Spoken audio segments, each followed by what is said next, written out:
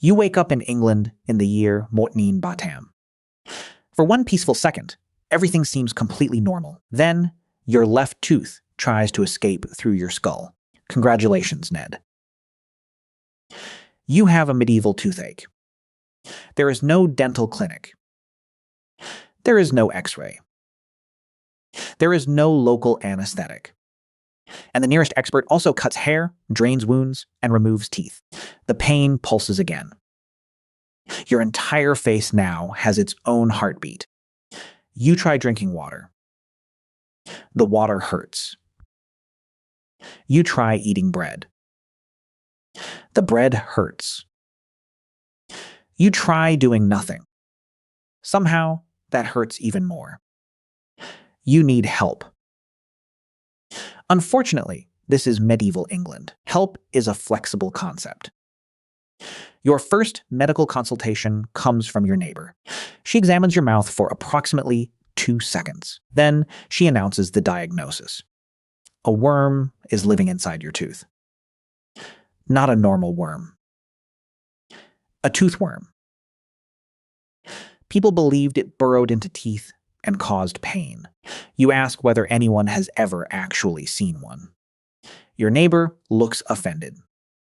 Apparently, asking questions is one of the symptoms. She offers 3 treatments. The first is a prayer. The second is a pouch of unidentified plants. The third uses smoke to annoy the worm. You choose the plants. They taste like wet furniture. The pain remains. The worm, if present, appears completely unbothered. Soon, the entire village begins contributing ideas. One man recommends rubbing powder against the tooth. Another suggests wearing an amulet. An elderly woman offers a warm paste for your jaw. Someone else recommends bloodletting.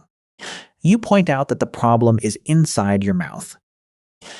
They explain that your blood probably knows what it did. You test several remedies.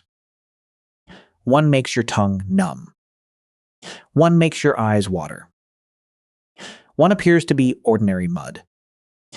The pain briefly becomes quieter. You celebrate too early. A few minutes later, it returns with reinforcements. You can no longer sleep. You can barely chew. Every eating sound becomes a personal insult. There is only one option left. You must find someone who removes teeth. A wealthy noble might consult a trained physician. You are not a wealthy noble. You own 1 cloak, half a loaf, and a disrespectful chicken. So the villagers direct you toward a practical specialist. A striped pole hangs outside. Metal strikes metal inside. You also hear screaming. Then you hear applause. This is apparently a good sign. The shop offers haircuts, bloodletting, bone setting, and tooth pulling. You wonder whether 4 employees work there. There is 1 employee. His name is Walter. Walter holds a razor in one hand and tooth forceps in the other. He offers you a haircut before the extraction. You decline. You have already lost confidence in enough body parts today. Walter examines the painful tooth. His equipment includes iron tools, a wooden chair, and a suspicious cloth. He taps the tooth. You nearly leave your body. Walter nods thoughtfully. Then he taps it again. You briefly see the future. Walter announces that the tooth must be removed. You ask about alternatives. Walter offers slow removal or fast removal. Those are the alternatives. You ask whether he has anything for the pain. Walter gives you a wooden handle to bite. You explain that biting is currently the problem. He replaces it with a different wooden handle. This is apparently the premium package. There is no dependable modern dental anesthesia. Walter places the chair near the shop entrance. You ask why the procedure cannot be private. Walter says a crowd improves business. 3 spectators are already watching. 1 has brought food. Public tooth pulling can become a performance. A successful extraction proves the operator's skill. An unsuccessful one is still technically entertainment. Walter asks 2 assistants to hold your shoulders. You did not know Walter had assistants. They are customers waiting for haircuts. Walter grips the tooth. The crowd leans forward. Your chicken appears in the doorway. Even the chicken wants to see this. Walter pulls. Nothing happens. He changes his grip. He pulls again. The chair moves. You move. The tooth stays exactly where it is. Walter examines his tool. You begin examining the door. Walter calls the first attempt's medical measurements. The crowd accepts this.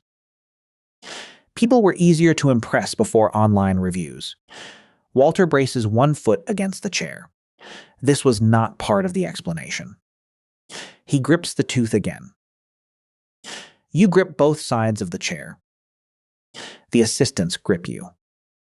The audience grips its snacks. For one moment, the shop becomes perfectly still. Then Walter pulls. There is a sudden crack. The chair falls backward. Walter lands against the wall. One assistant drops his hat. Your chicken leaves immediately, and the tooth is finally out. Walter raises it above his head. The crowd cheers. You are too shocked to react. The terrible pressure finally begins to fade. It has been replaced by several entirely new sensations, but the toothache is gone. Mostly. Walter gives you a cloth and several instructions. Do not eat anything hard. Do not touch the empty space. And do not ask what was on the instrument. There is no sterile dental room. There are no antibiotics waiting outside. Removing the tooth solved one problem. It may have applied for several new ones. The crowd congratulates you. Your neighbor asks whether Walter found the worm. Walter displays the tooth. Everyone stares at it. There is no worm. Your neighbor decides it must have escaped. Science is defeated by confidence once again. That evening, you sit beside the fire. Your jaw aches. Your pocket is empty. Your chicken still refuses to come near you. But the terrible pulsing pain has stopped. You survived a medieval toothache. You survived the herbal mixtures. You survived the advice of strangers. And most impressively, you survived Walter. Tomorrow, you will clean your remaining teeth carefully. Unfortunately, the powder appears to contain crushed brick. You look directly at the audience. The pain begins on the other side of your mouth. History happened. Ned suffered. Congratulations, Ned. You have just become a medieval doctor. Unfortunately, you have no stethoscope, antibiotics, anesthesia, or germ theory. And no, you do not get the famous bird mask. That costume appears roughly 3 centuries after our medieval shift. Today, your protection is confidence, wool, and spectacularly bad luck. Outside, a 14th century English town is already coughing awake. Church bells count the hour while carts grind through yesterday's mud. Your first patient arrives before you have found the wash basin. His family hands you the most important diagnostic tool, urine. You must inspect it, question him, feel his pulse, and predict everything. If your prediction sounds convincing, the family may trust you. If it fails, they may choose another healer tomorrow. Because one medieval doctor was never the whole medical system. A university physician usually diagnosed illness and prescribed a plan. A surgeon handled wounds, fractures, extractions, and dangerous manual work. A barber might shave your face, then open your vein. An apothecary measured ingredients and sold prepared medicines. midwives, and household healers carried knowledge unavailable at universities. Ned has somehow been hired to assist all of them. Your goal is simple: survive until the evening bell. Before treating anyone, a physician needed the right kind of authority. In parts of medieval Europe, practicing without permission could be illegal. Roger of Sicily issued licensing rules as early as 1140. Universities later trained physicians in places like Salerno and Montpellier. Students listened to lectures, disputed theories, and memorized respected texts. Those texts carried ideas from Greek, Roman, Arabic, and Persian medicine. Hippocrates offered case observations and a language for disease. Galen organized anatomy, physiology, and treatment into an influential system. Avicenna's canon helped connect and systematize centuries of medical learning. The problem was not that medieval physicians never observed patients. The problem was the framework used to explain those observations. A fever was real, but its invisible cause remained unreachable. A painful wound was obvious, but infection had no microbial explanation. Books, therefore, guided decisions where experiments could not yet reach. Learning Latin also separated elite physicians from most ordinary patients. Elite training brought status, expensive clothes, and expensive consultations. Poorer people relied more often on family knowledge and local practitioners. Some treatments came from books. Others came from repeated practical experience. Ned has studied neither, but the waiting room is filling. The physician waves you forward and begins with the body's balance. Medieval European medicine imagined health as balance among four bodily humors. They were blood, phlegm, yellow bile, and black bile. Each humor carried qualities such as hot, cold, wet, or dry. Blood was considered warm and moist, and linked with spring. Yellow bile was hot and dry, like an angry summer. Black bile was cold and dry, associated with melancholy. Phlegm was cold, matching winter's sluggish stillness. These link-shaped diet, personality, seasons, and medical decisions. A patient could be too hot, too cold, or excessively wet. Treatment aimed to oppose the imbalance and restore a middle state. Hot illness might invite cooling foods, rest, or particular herbs. Cold illness might call for warming, spices, blankets, and movement. An excess could also be expelled through bleeding, vomiting, or purging. To modern eyes, the system looks confident and dangerously incorrect. Yet it gave practitioners a shared language for complicated symptoms. It encouraged questions about diet, sleep, exercise, season, and emotion. That broad attention could make a consultation feel surprisingly personal. But personal attention cannot reveal bacteria you do not know exist. Your task is to locate an imbalance inside the first patient. The physician begins with questions, because instruments are extremely limited. When did the fever begin, and what happened before it? What did he eat, drink, dream, fear, and recently lose?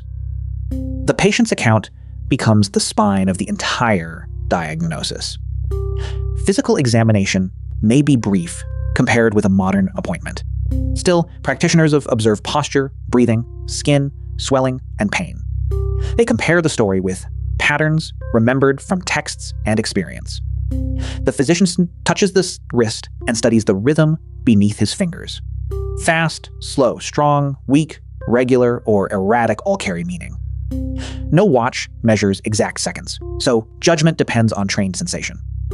The patient's pulse is fast, but fever already explains that clue. A rash could mean many diseases, just as it still can today. Diagnosis is difficult when different illnesses produce similar visible signs. So, a respected physician must also predict what happens next. A confident prognosis can demonstrate knowledge even without a cure. It can prepare a family for recovery, decline, or death. It can also protect a doctor's reputation when treatment changes nothing.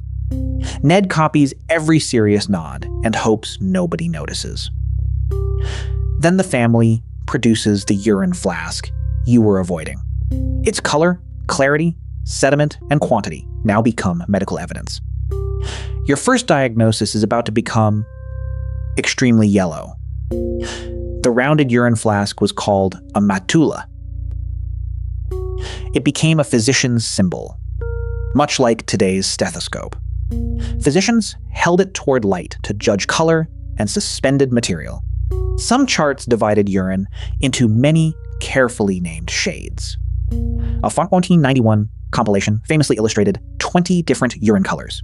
Color could reflect hydration, food, bleeding, or genuine disease. But the medieval interpretation returned everything to humoral balance. Cloudiness near the top might receive one elaborate explanation. Sediment near the bottom might receive a completely different one. The flask could seem precise, while the underlying theory remained wrong. Ned notices the sample is dark, and the patient looks dehydrated. The physician instead considers heat, season, temperament, and diet. Then he checks a calendar before choosing the treatment. Astrology was woven into parts of medieval European medical practice. Zodiac diagrams linked celestial signs with regions of the body. Timing could influence whether practitioners bled, purged, or delayed. This feels absurd now, but it once offered order under uncertainty. The physician finally declares the patient excessively hot and dry. His first prescription sounds merciful: water, rest, and cooling food. Then the physician adds one word that changes the room: bleeding. Before the bleeding begins, you must collect ingredients next door. The shop smells of dried plants, wax, smoke, resins, and spices. Shelves hold local herbs beside expensive materials carried across continents. The apothecary scales promise careful measurement, not modern purity. Recipes combine leaves, roots, minerals, animal products, honey, and wine.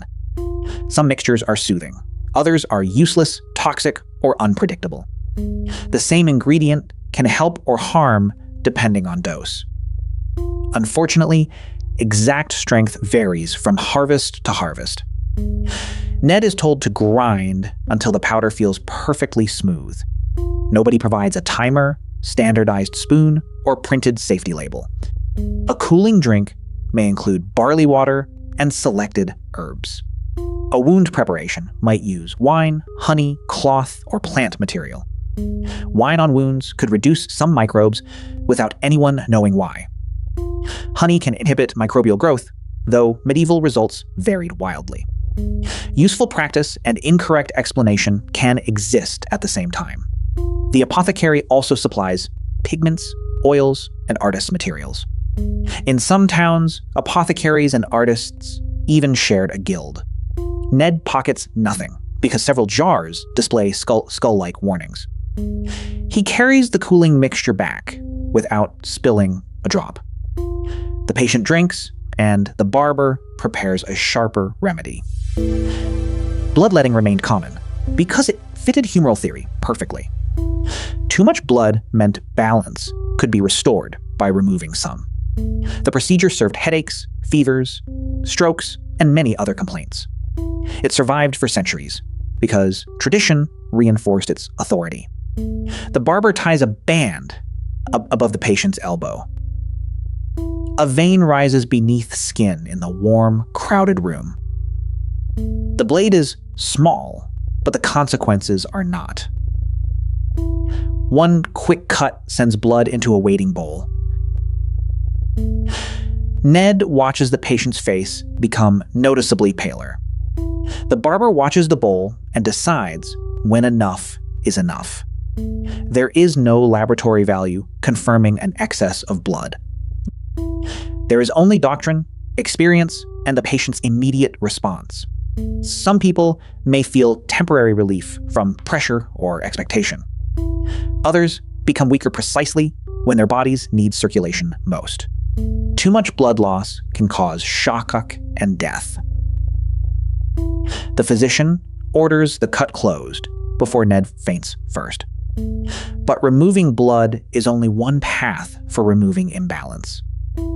Emetics provoke vomiting. Laxatives provoke an unforgettable afternoon. Cupping and leeches offer other methods of drawing the hearing null outward. Your next patient requires something worse than all of them: surgery. A carpenter has driven a splinter deep beneath his hand. The wound is swollen, hot, painful, and beginning to drain. A learned physician may advise, but a surgeon performs the cutting. In medieval Europe, surgery usually stood apart from elite medicine. Manual work carried blood, mess, risk, and lower social prestige. Yet practical skill could save lives when theory alone could not.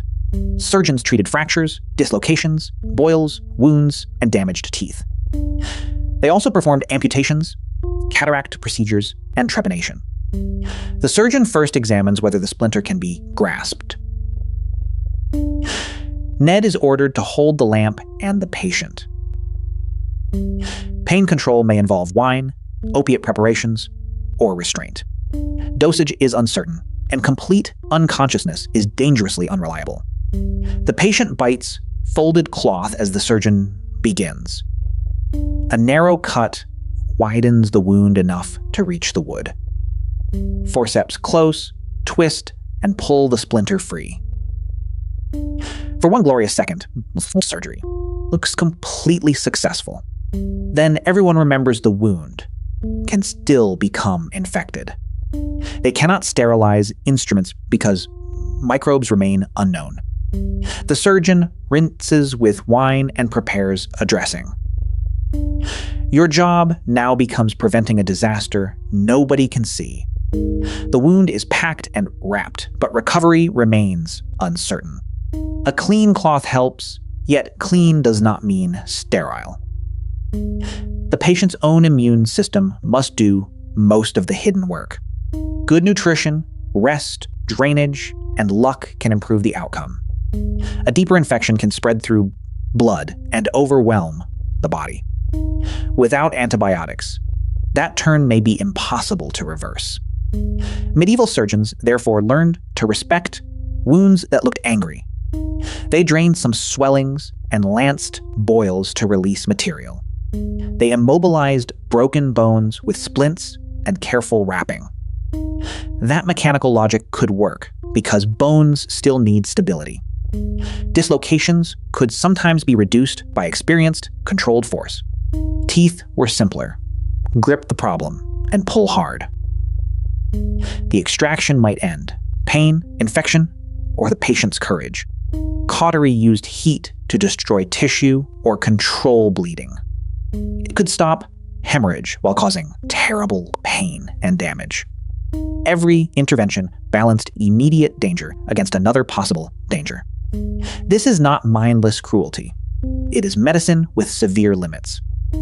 Patients consented, resisted, negotiated, and sometimes walked away. The carpenter chooses his bandage, his bed, and a hopeful prayer.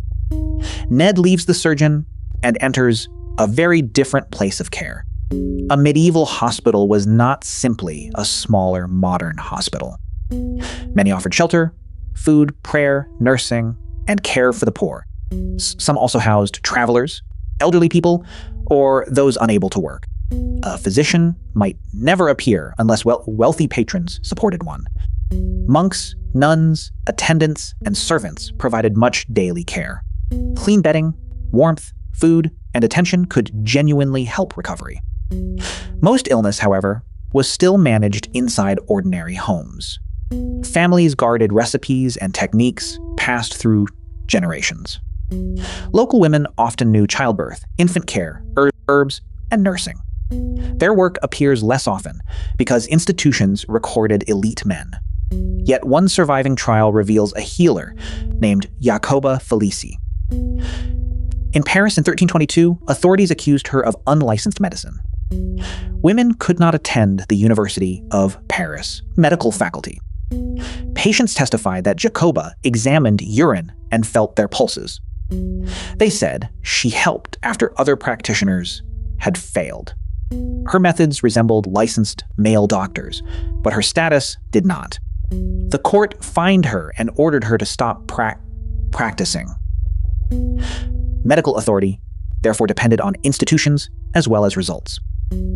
Ned now understands the system, just as shouting erupts outside. A new patient has a fever and a swelling beneath his arm. The swelling is a bubo, a painfully enlarged lymph node. Fever, chills, exhaustion, and dark skin changes can follow quickly. Modern science identifies the bacterium Yersinia pestis. Infected fleas moving among rodents often transmit bubonic plague. Pneumonic plague can also spread through close respiratory droplets. None of that biological chain is visible to medieval practitioners. They blame corrupted air, celestial influence, synths, or poisoned balance. Smoke, perfumes, herbs, prayer, and flight all become possible defenses. Ned reaches again for the dramatic beaked mask. History removes it, because this is still the 14th century. The famous costume is documented in 17th century plague outbreaks.